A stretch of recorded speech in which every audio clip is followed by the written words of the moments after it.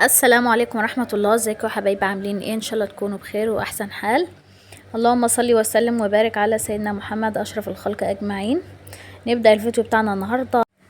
يلا يا كتكوتة يا شطورة انت وهي كده، اشتراك في القناة وتفعيل زر الجرس عشان يوصلكوا كل جديد. ويلا تعالوا نبدأ بسم الله الفيديو بتاعنا.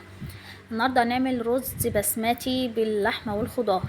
معايا نص كيلو رز بسمتي مغسول كويس جدا وسايباه في المية بتاعته برضو كده يتشرب منه.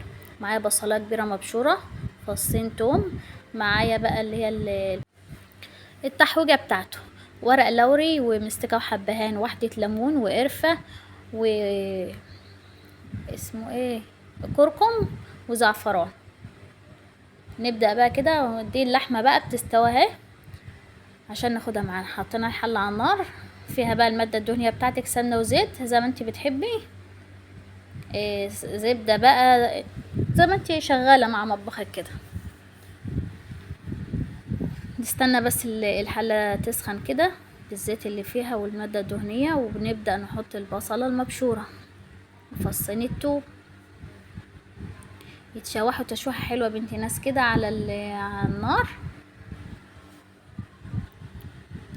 بعد ما تشوحوا كده وبقوا لونهم اصفر كناري يا حلوه يلا على بالي، حطينا فيها اللحمه المستويه تاخد تشويحه كده بالبصل والتحويجه بتاعتها الحلوه دي، عشان هنسيب اللحمه مع الرز برضو، مش هنفصلها، كله يطعم بعضه كده.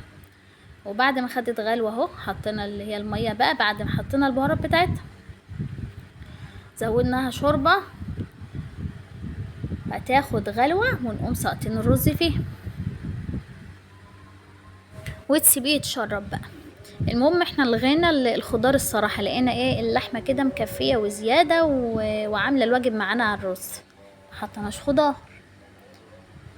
المهم تسيبيه بقى يتشرب كده ويبقى زي العسل كده زي ما انت شايفاه بالشكل ده، وتقومي ايه تقلبه بالمعلقه ومغطياه وتسيبيه يستوي. حطوا لايك بقى، حطوا لايك بقى واعملوا متابعه واشتراك، مش لازم افكركم كل شويه كده.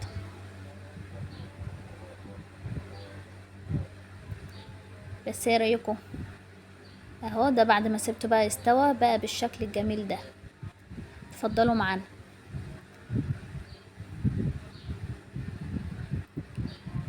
اللي هيحط لايك هدوله طبخه. وده كان الشكل النهائي للطبخه بتاعتنا النهارده. اتفضلوا بسم الله. حطينا معاها مخلل، ودي كانت شوربه لسان عصفور عشان معانا اطفال برضو طالبينها مش عارفه ياكلوا البسمتي، وسلطه ومخلل وشوربه. واشتغلي بقى عيشي.